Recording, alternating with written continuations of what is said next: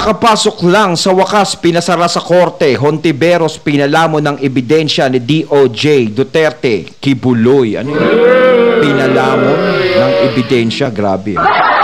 So, syempre, itong balitang ito ay nagmula kay Banat Kapanig TV. Ayan, at syempre, ilalagay ko sa description box ang link ng channel ni Banat Kapanig TV para maging updated po kayo sa mga balita na kanyang ilalabas. Ayan, syempre, ito ang inyong lingkod na si BT na magbibigay ng reaksyon at komento dito sa video na ating mapapanood ngayon. So, wag na natin pagtagalin at sabay-sabay na nating panoorin ang laman ng video na hatid sa atin ni Banat Kapanig TV at bibigyan natin ng reaksyon ng balitang ito.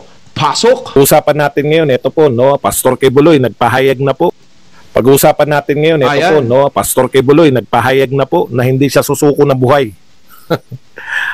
Para protektahan ang sarili. Yan, dahil sa yung mga paniniwala. Sabi ko po, ay meron pong karapatan, miski nga po yung nakakulong na may karapatan pa magsalita eh. Ito po pinapahayag niya. Maring di po ako sang-ayon, maring sang-ayon ako, no? Kung ang tinatanong nyo ay guilty ba o hindi guilty, aba hindi po yan. Ha? Hindi po yan usapin ng guilty ba si Kibuloy o hindi. Ito po ay ang makakapagsabi lang po niyan, korte, no?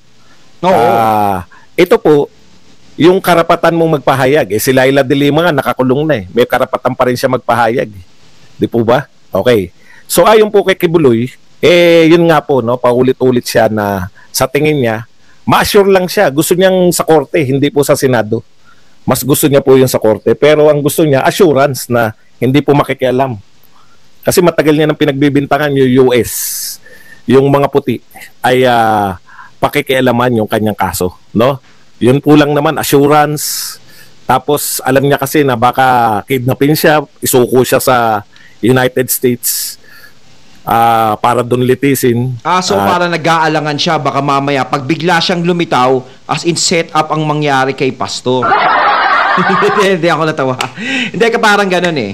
No? Hindi rin natin masisisi si Pastor kung bakit nag-iisip siya ng ganun. So pumaparang dito pumapayag naman siya siguro na harapin niyang kaso na yan. No, dito sa korte sa Pilipinas. Ngayon sinasabi ni Sir Badong Aratiles na assurance na hindi siya magagalaw ng taga-ibang bansa. Kasi kung nililiti siya dito sa Pilipinas, dapat tapusin muna. Ngayon kung may kaso man siya sa ibang bansa is, sa susunod na yon. Hindi pa pwedeng may kaso pa siya rito, nililiti siya rito, kukunin siya dito. 'Di ba? Hindi tatapusin. Dapat tapusin dito at mapatunayan kung totoo ba o hindi, kung guilty ba siya o hindi. Ganun yun. Katulad ng sinabi, dito siya mamamatay, Pilipino ang makakapatay sa kanya. Yun po ay mga personal na paniniwala ni Pastor Kibuloy. No? Ayon yan sa kanya. Marami na po tayong cases na tinanggap na natin. Actually, mga nanalo pang senador. Di ba? Hindi ko matandaan kung si Honasan ba ay nahuli o kusang sumuko. Hindi ko rin alam kung ano yung nangyari kay hindi ko na po ma-recall. Pero si Unasan tsaka si Lacson yung mga pinaka-famous na nagtagurin, no, nung panahon na pinaganap sila. At nung nagpakita, nanalo pong mga senador. Kasaysayan na po yan. So, ano po yung pagkakaiba ni Pastor Kibuloy sa kanilang dalawa, no? Isa matter of korte po ang magpapasya, hindi po tayo lahat. Lahat sa atin ngayon hinahinala eh. Hindi kasi ngayon matindi yung paratang talaga kay Pastor. 'Di ba? Kumbaga yung paratang sa kanya na sinasabing guilty siya is sa Senado. Sa salita pa lang ni Honti yun.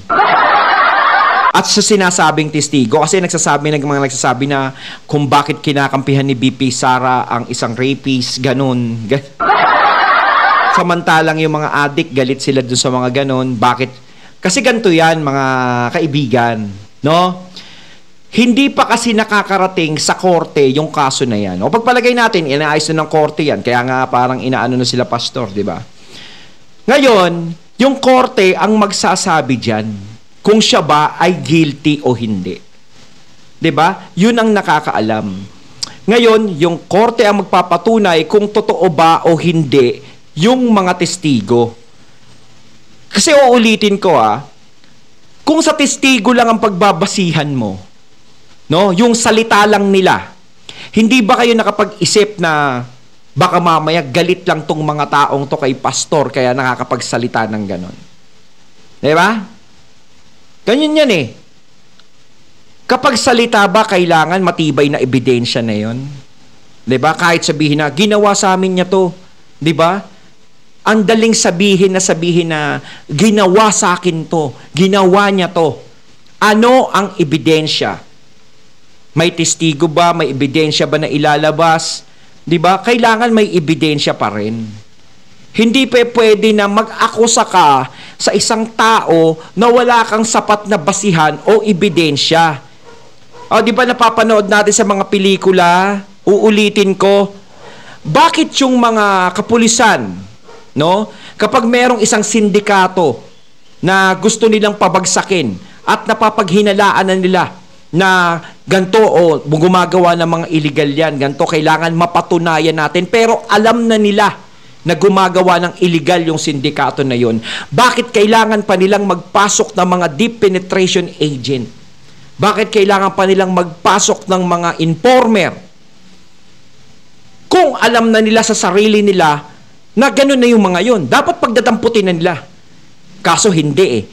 Kumukuha sila ng sapat na ebidensya, sapat na katibayan na magtuturo doon sa mga yun. 'Di ba?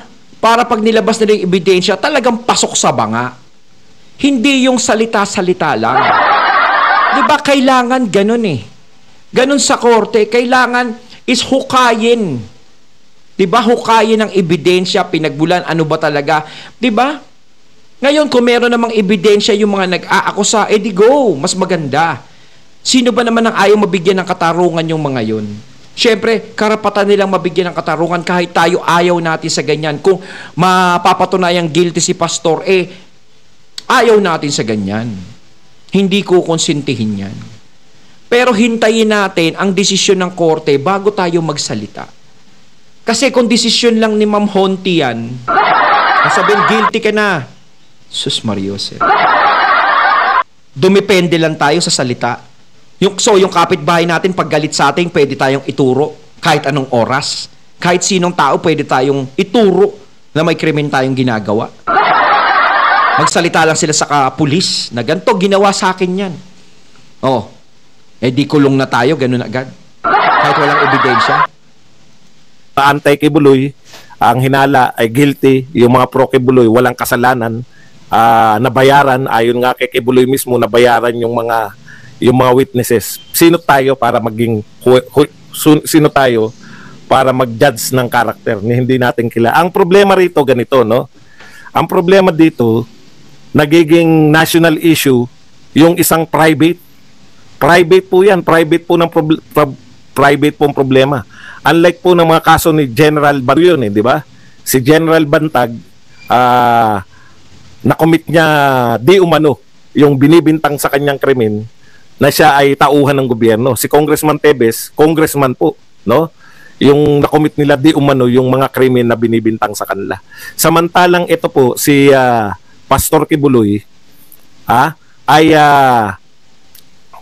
private na tao.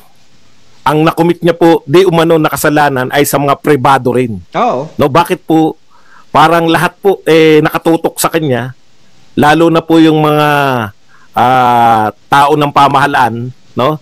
Bakit nakasentro kay Kibuloy ang lahat? Wala naman po siya sa gobyerno. Ayun na nakakainis dun eh. Talagang isinentro lahat kay Kibuloy. Yung oras, di ba? Lahat.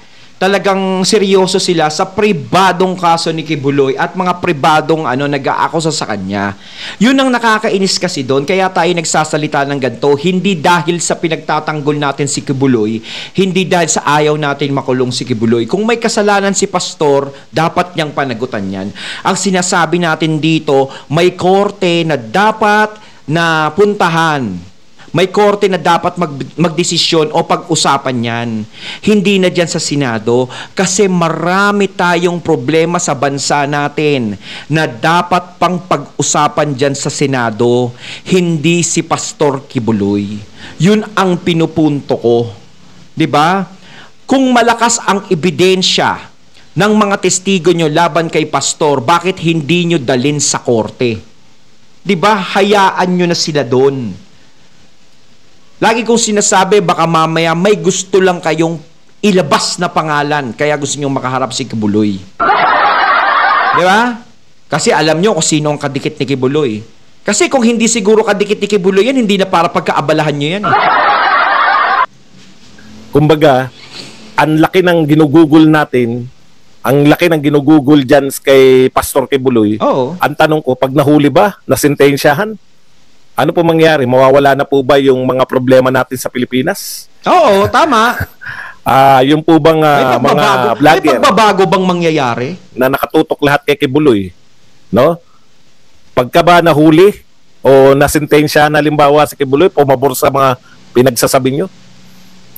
O ang Pilipinas po ba ay bababa na po yung presyo ng bilihin? Yan po yung pinagtatanggol nyo dapat no? Yan dapat yung nakatutok yung ating pamahalaan. Kaya nga yan yung sinasabi natin Hindi nakakadagdag punto sa inyo kung mapapakulong nyo si Kibuloy. Mapapakulong nyo lang yan, pero wala pa rin yan. No? Kasi hindi pa rin bibilib sa inyo ang mga Pilipino. Siguro kung may ginawa kayo para sa bayan natin, para sa mga tao, sa nangyayari ngayon sa bansa natin, siguro baka sakaling tumanim sa isip ng mga tao. Pero yung mga ganyang kaso ni Kibuloy, hindi sa amin importante yan. No?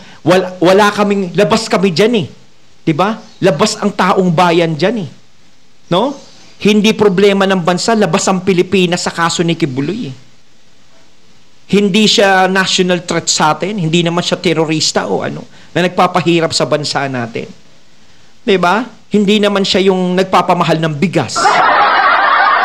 Para pag-interesan pa natin. 'Di ba? Anong pakialam namin diyan? Kaya ako nagsasalita ng ganito, gusto ko naman malaman nyo naman na huwag nyo naman aksayahin ang oras nyo sa pagtatanong kay Kibuloy o para imbitahan siya. Walang maitutulong yan. Kayo rin. Baka sa susunod na eleksyon. Bahala kayo. Speaking ng ating pamahalaan, alam niyo po, si Larry Gadon. Okay, so iwan na po muna natin si Pastor Kibuloy Kung ano man ang mangyari dyan, sabi nga natin, nasa korte na po yan. Nasa korte na Alam yan. naman po natin na mayroon warrant of arrest. Hindi naman po natin kino-question. No? Mas gusto natin yan na sa korte po, sa korte na lang. madala yung kaso ni Kibuloy kaysa naman sa Senado. Kasi wala naman po patutunguhan sa Senado. Tama, wala. Hindi naman po siya tao ng gobyerno in the first place. Tama. Okay. Iwan na muna natin yan. Ano man mangyari kay Kibuloy, kay Pastor Kibuloy, marami pong tauhan na magtatanggol sa kanya. Punta na po tayo rito sa iba. Alam po ninyo, speaking of kahirapan, no? Ito po ang pangunahin pong concern ng ating mga kababayan ay yung walang puknat na pagtaas ng presyo ng bilihin. Oo. Ngayon na naman po, in-announce na. Hindi ko alam kung next week ba o bukas na magsisimula yung malakihang pagtataas naman ng presyo ng langis. Naku. Yan po yung concern ng mga lalo Lahat na lang nagtataasan no? Ko naman. Baka sa susunod baka lahat ng mga bilihin ngayon hindi na tayo bumili dahil sa sobrang taas.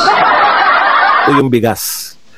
Okay. At mula po sa mga pahayag ng ating Department of Agriculture, hindi po sumasaya no? Sabi niya anihan ngayon pero hindi bababa ang presyo ng bigas dahil may El Nino. Ang problema, paano kung tapos na yung anihan? Ine-expect natin na tumaas yung presyo ng bigas? Tapos mababalitaan natin yung NFA, walang katarungan Nabalitaan nyo ba na may nakulong? Nabalitaan nyo ba na may natanggal man lang? Sinuspindi. Pero ngayon, yung mga sinuspindi, sa pagkakaalam ko, balik na po sa pwesto. Habang tayo ay nagtitiis, maraming mamamayang Pilipino nagtitiis sa mahal ng bigas, mababalitaan natin yung NFA nagtinda ng 25 pesos na bigas sa mga mangangalakal ng bigas. Ang tindi, no?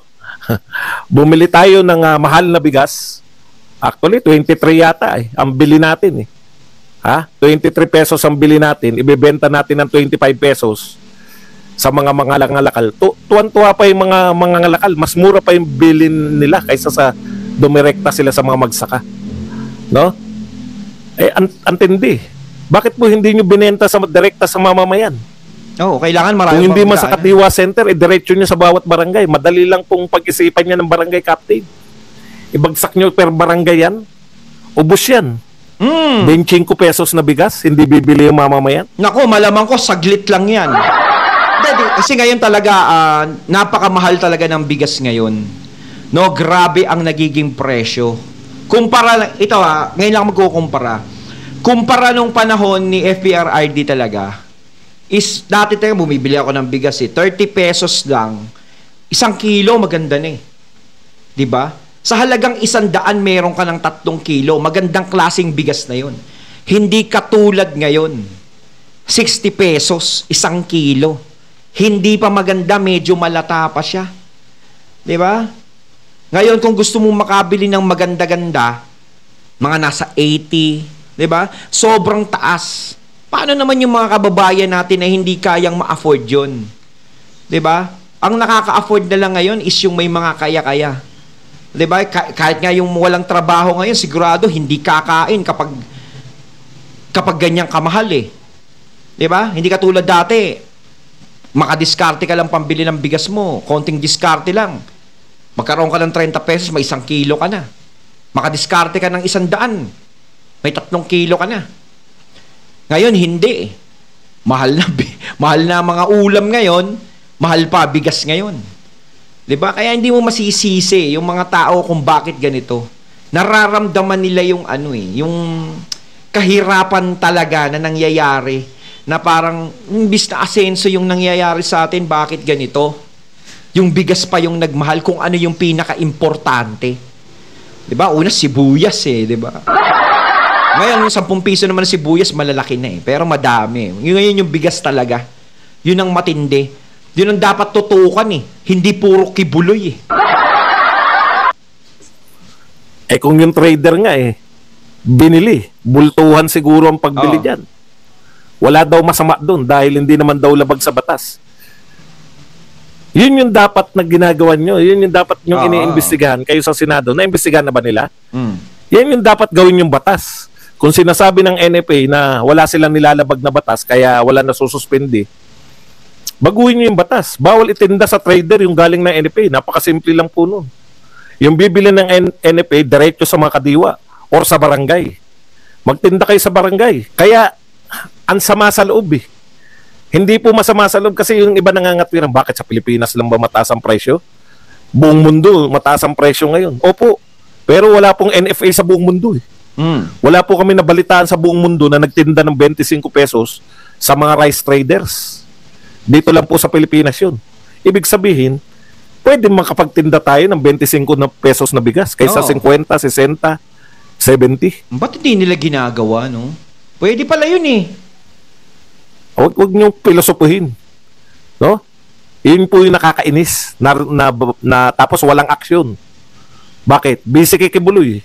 Yun nga busy lang. sa West Philippines Yun. Busy sa paninira sa mga Duterte. Yan ang napapala ninyo. Lahat imbestigahan basta may kaugnayan sa Duterte. Kaibigan ba yan? Ayan ba yung Yan ba yung pangunahing nagbibigay ng ng tulong sa kampanya ng mga Duterte? Tigbakin na yan. Kasi alam nyo kaya talaga si Kibuloy, nakikita ko. Kaya medyo gusto nilang mawala sa eksena alam nila si Kibuloy ang magiging isa sa instrumento para magkaroon ng pondo sa susunod na eleksyon si BP Sara. 'Di ba? Kasi yun lang naman ang pinakasuma total ng lahat 'Di ba? Para hadlangan yung mga Duterte, yun lang naman Pero subukan nyo nga, lagi ko sinasabi, subukan nyo na hindi tumakbo ang mga Duterte sa 2028, 2025. Wala. Titigil yung mga yan. Tatahimik yan. Baka nga si Kibuloy, di nila pansinin Okay, punta po tayo rito sa may speaking of kahirapan, kaya gumawa ng opisina mo, Larry Gadon, no? Attorney Larry Gadon. Kaya gumawa ng opisina mo para ang pag-iisipan mo, paano uunlad yung mga mahirap, poverty alleviation kayo, di ba? Paano yung kahirapan ay mababawasan? No? Paano? Hindi ang inuna ni pag-isipan ni Gadon. Ito ang inunang pag-isipan ni Gadon. Paano ma-extend yung mga panunungkulan ng mga mayor, congressman, yun lang, governor? Sayang gagawin, si Gadon. Mula 3 years, gagawin 6 years. Paano pararamihin yung mga senador? Eh malamang para makapasok na. Kasi sa 12 hindi nakakapasok eh. Kung 24 siguro yung pagbobotohan, gagawin. Parang naisip ni attorney, pumapasok ako sa ano eh, sa top 48 sa loob nun eh. Baka mamaya pag nagkaroon top 48, pasok na ako, tas wala nang extension, ay wala nang limit. Extension. 48 eh. Ibig sabihin, 12-12 o yung unang bagsak niyan. Pag ginawa po kasi nga 48, yung unang bagsak ng mga senador, 36 yung iboboto natin. May matitirang 12. Yan po ba ang trabaho nyo? At ang katakataka, no? Ang dami na po nagsalitang senador. Sa mga congressman, bakit hindi nyo po makontra? Na-disbar na ba? Hindi pa naman. Parang suspended pa lang. Hindi pa siya totally disbar. Suspended pa lang. Ayun ko pasensya na, hindi ako, alam ko, suspendido eh. Yung pagiging abogado niya. Anyways. Ayun, natating natunghayan ng video na nagbula kay Banat Kapanig TV at syempre yung boses na yun kay Sir Badong o Rattles. Kayo mga katunay, anong masasabi nyo tungkol dito sa video ating napanood ngayon? Comment lang po kayo sa comment box. So once again, I'm BT and I'm out. Peace.